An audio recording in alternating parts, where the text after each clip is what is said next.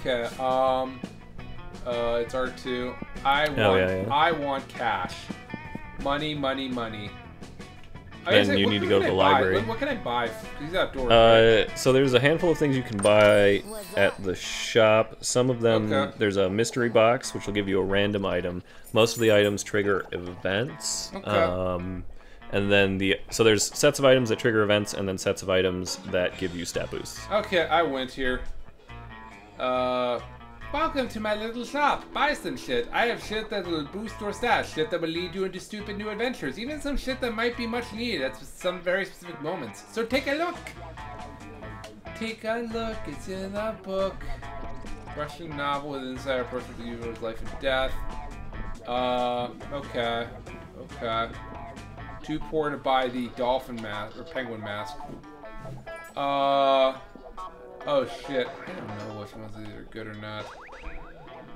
These are shitty. Okay, there we go. I'll buy the snake tattoo. It's badass, so that's fine. Okay, alright. That's my turn. Alright, then I will do a quick run into... Who am I? Who am I? Who are you?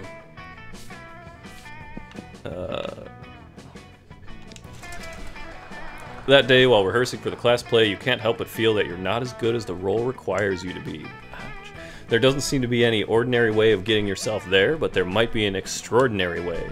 You summon the devil, one of many, and make a deal to enhance your creativity just a bit. You gain +2 creativity. You also lose -3 years of your life as your end of the deal, but who cares? They weren't happening in-game anyways. Okay, I understand that. So I was playing FOF. Oh, I was playing FOF. I'm Zoe, and I was playing FOF. I hope that stands for fuck off, faker, because that's what you are. You're a faker. What? How dare you how do you figure, Leonard? I was just trying to tell Oz how much fun I was having. Being a fake gamer girl? Because if you were a real gamer girl, you wouldn't need to talk about how fun games are. You would just be playing them.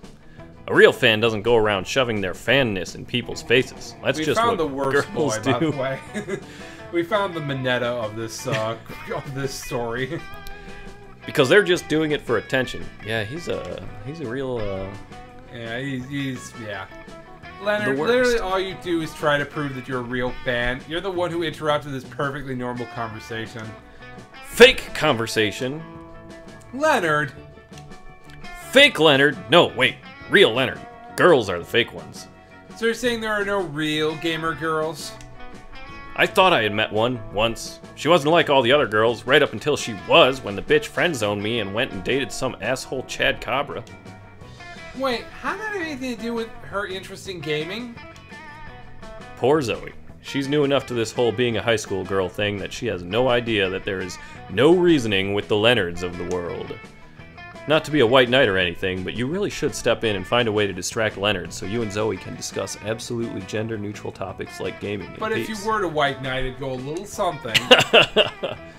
Alright, distract Leonard by finally creating the perfect real gamer girl profile on Twitter.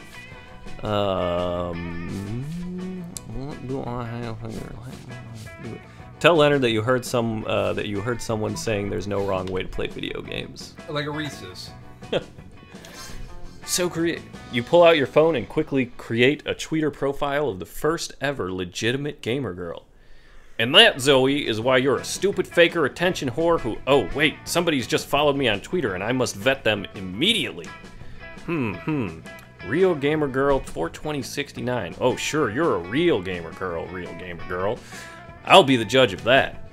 I'm a real gamer girl, not like all those fake gamer girls. Definitely a dude. Most girls only play games for male attention. Well, that's true. Likes having things explained to me at great length by nice guys, regardless of the depth of my own knowledge and experience on the subject. Finally, somebody who appreciates a true gentleman. Dislikes, criticism of the patriarchy, coming up with rebuttals rather than immediately agreeing with anyone pointing out my flaws. Now this is a true gamer girl. Excuse me, milady, but I must go to explain her own beliefs back to her. She says she's into that sort of thing. Wow. Anyway, I was playing FFOF the other day. Zoe gets to finish her story uninterrupted, and you get to learn about her passions and interests. What a fun and delightful way to gain +2 charm and +1 fun. You're gonna have more stats than me by the end of the game, but guess what? I'm gonna be fucking rich. You will be rich. Everyone chooses a video game. Oh, it's gonna be Final Fantasy 13. Oh, gee, I wonder what's that. I'm going to pick. I'll pick Xenoblade. Oh, tricky. Player order is decided based on how much time you could remain alive, provided you were all transported into the game's universe. So whoever could die first. 13 and Xenoblade are pretty similar in like. Yeah, they're basically both like, you know, they're just everybody's JRPGs gonna die. where all the and, monsters yeah, are gonna. exactly, yeah. Random. Yeah. Random. Yeah. It could be either or. There's no point in us arguing about it. Because I'd win. The die is Damn fast. it. I can't do Now a thing it's gonna get arbitrarily in sneaky. an arbitrary time. Oh no. Now it's gonna get sneaky. Prepare yourself. Oh, prepared, huh? I'm prepared. You sit down with Zoe and Scott. Scott is eating his trademark pizza sandwich, which is just 3 slices of pizza on top of each other. Zoe has a Sure. notebook out and is taking notes. But how do you get your food, Scott? Why do you want to know so bad? It's pretty normal. No, it can't be normal. I'm doing research for my latest fanfic, Cry Havoc and Let's Lift the Dogs of Love. It's about a pack of werewolves going on the biggest hunt of their lives, a hunt that will change them as hunters, but also as werepeople, sexually. They went looking for food, but what they found was personal growth and a new understanding of group sexual practices. Okay, so I was right. So I was right. Okay, I win. Also food. So that's why I need to know, how do you hunt? Oh, well, normally I just go to the cafeteria and I ask for pizza. That's it? What about hunting in a pack? Enjoying the spoils together at a feast of blood and rage, exploring each other's bodies. Well, I guess sometimes me and my cousins order pizza at home, and then the pizza comes and then we eat the pizza. Zoe does not look at all satisfied with Scott's answer. Maybe you can get Scott to give some juicier info, or convince Zoe that ordering pizza is actually dramatic. Okay. Don't dismiss the utter suspense and extreme pathos of waiting endlessly for pizza to arrive. Truly, it is the central tragedy of the 21st century. I mean, it is, yeah. It is horrifying. Uh-huh. Alright, Scott. What about when he goes searching for pizza in the wild? Oh man, we did that one time and it was the worst! There was no cell phone service, so instead of calling for delivery, we had to transform into wolves, chase it down. And then when we got there, it wasn't even a pizza. It was 3 deer. And there wasn't any bread or cheese, so instead of bread, we used deer flesh. Instead of cheese, we used more deer flesh. Instead of pepperoni, we used... Deer flesh? No! Beef jerky! We're not animals. Which you could also get from deer. I guess not beef jerky, but jerky. Yeah. Oh, I think you are, Scott. I think you are. Now, how did you sleep all on your little camping trip? In the nude or nude and cuddling? Looks like this conversation is finally going the way Zoe wanted it to. She shoots you an appreciative wink with one of the light-devouring voids that pass for her eyes. Oh. Let's do this. Okay. Well, I guess I'm still stuck on this goddamn path, so... That does got you on the very route. Yeah. Well, the answer is I'd be alone and I don't win the game, and I want to win the game. You can still win the game. Yeah. You find Damien and Vera contemplating a huge slab of unidentifiable prime meat. I mean, me winning the game is me being at home because that's what I actually did for my actual prom. Alright, Damien. I know we had our share of disagreements during this convoluted poaching expedition. Okay. Like when you told me not to bring all my knives. But I trust we can now put our differences behind us and enjoy the fruits of our labors. You mean the meats of our labors? Yes. Together we will enjoy this raw, bloody cut of meat as a symbol of our... Wait, raw and bloody? You mean you're not even going to try using fire on it? Of course I used fire. I specifically instructed the chef to prepare this meat while glancing briefly at a lit stove. Did the fire ever, you know, touch the meat? What would be the point of that? A cut this fine can only be eaten ultra rare. Like hell it can! You wait here while I get my culinary flamethrower! Damien, please, let's be reasonable about this. What is reasonable? If we can't come to an agreement, let's appeal to an arbitrary third party. Red will surely make the intelligent choice for us, isn't that right? Well, yeah, I guess, yeah. I'm going to answer how I would openly answer as the answer. The only correct way to enjoy a steak is after its charred remains have been retrieved from a burning building. Well, that's how my dad would answer, so I'm going to pick the exact opposite because I like... The steak is too cooked already. Yeah, there you go.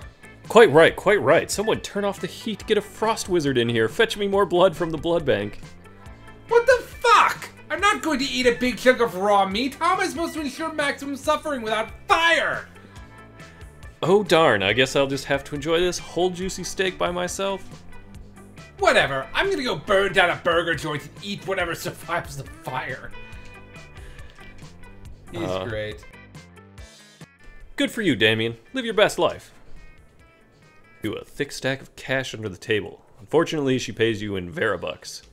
More fortunately, your stack of Verabucks is redeemable for 4.5 minutes of intimate eye contact.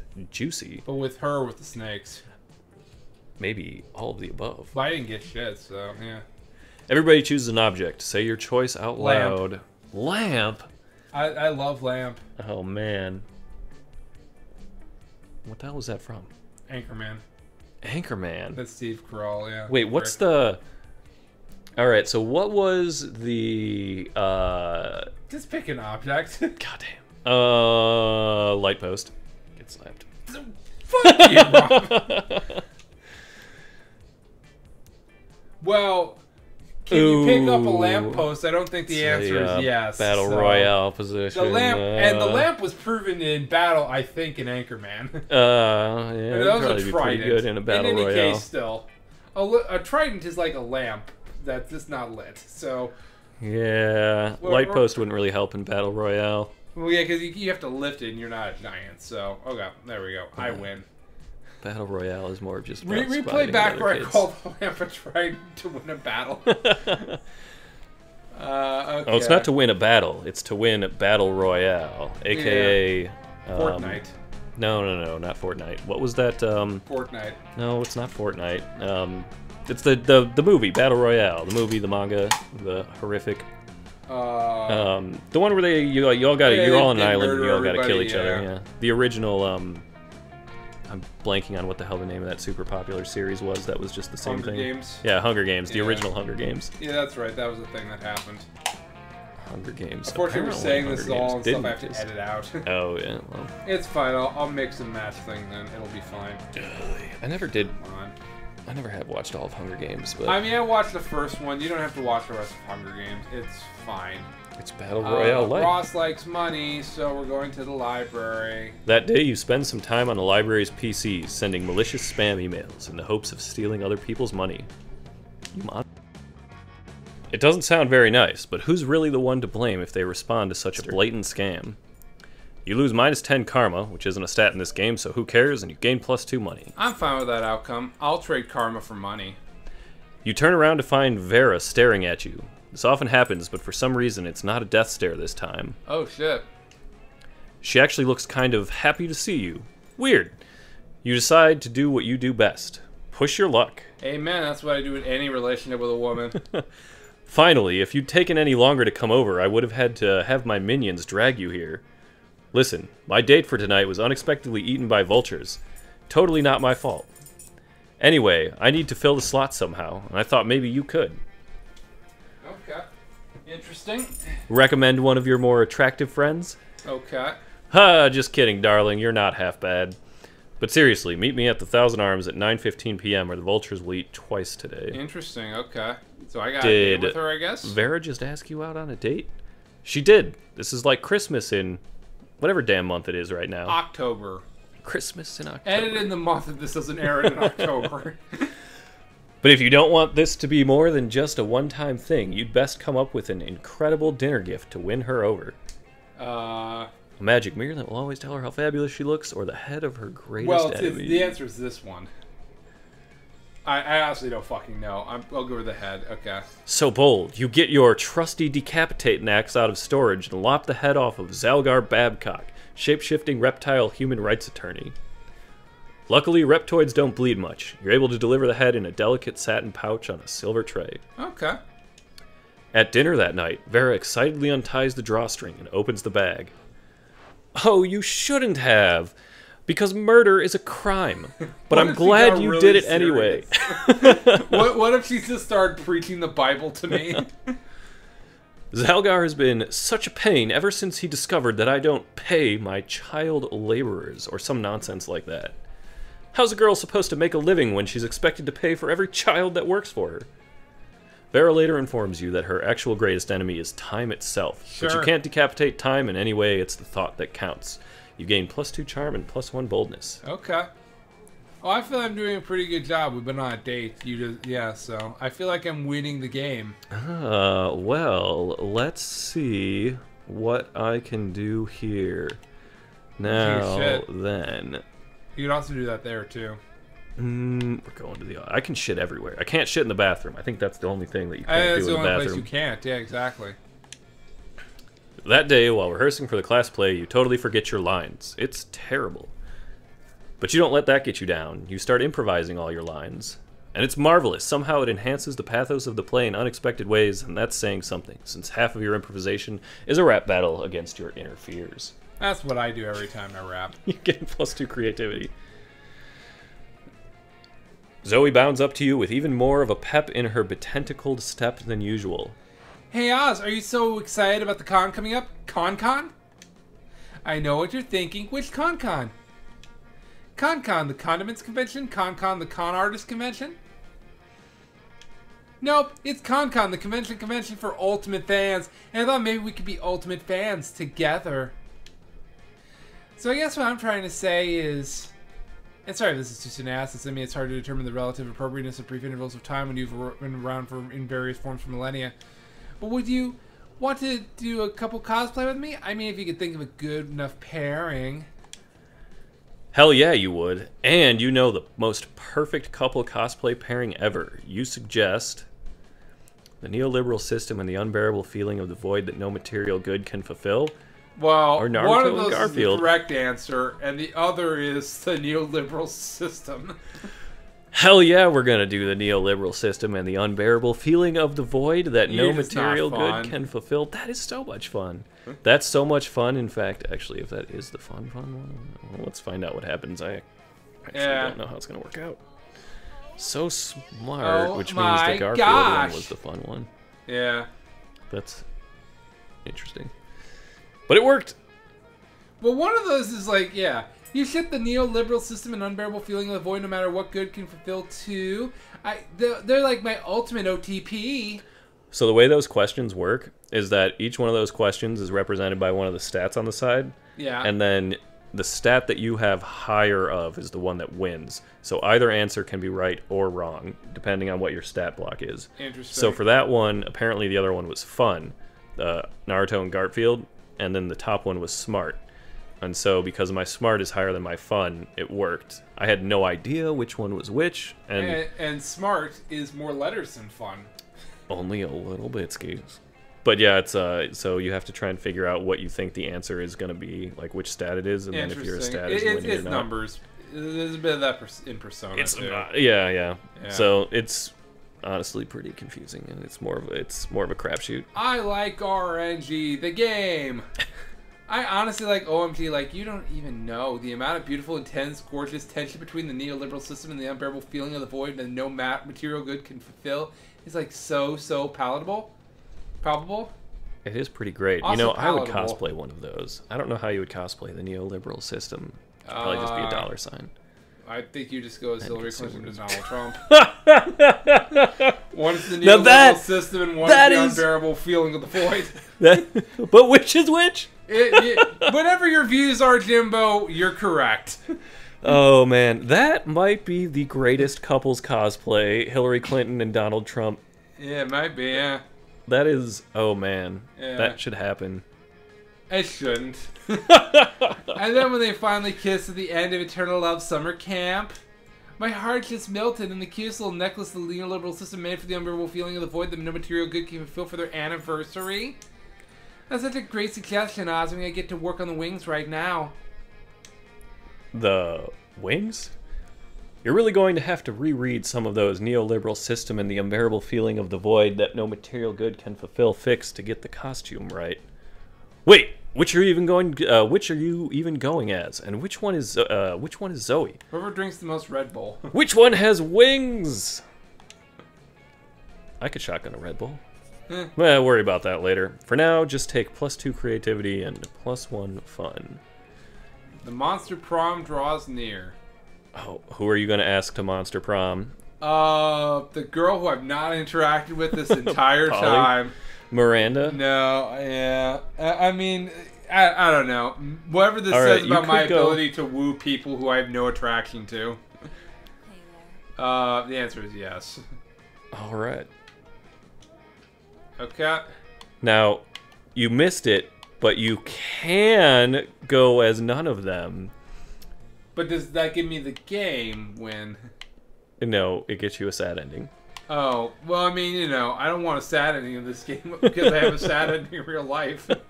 I'm just kidding. I played a lot of, what did I play? I think I played a lot of Legend of Dragoon during my prom. I have no idea what I did. I went to... Oh, because we had the same prom and we didn't do... Did we hang out? I think I went to prom junior year. Yeah, we were hanging out then. Did we hang out on that night? I can't remember. I don't know. Sometimes that night falls on, like, ASIN, and you're not going to miss ASIN. I mean, that's true, yeah. That's... You're... Okay, an anime fan is not going to not go to the anime con over prom. This is a true statement. I'm trying to remember because I know I went once, and that was just fucking awkward as shit. That is just an awkward story for another time, but... There was somebody that I went to homecoming. This is not fun. Yeah, the dances were not my cup of tea. Yeah. But that was high school. Yeah, I just played a lot of video games in high school. All right, I'm asking out Zoe, and we'll see if it actually works out. I'm not totally confident in it. Okay, let's see how this goes here.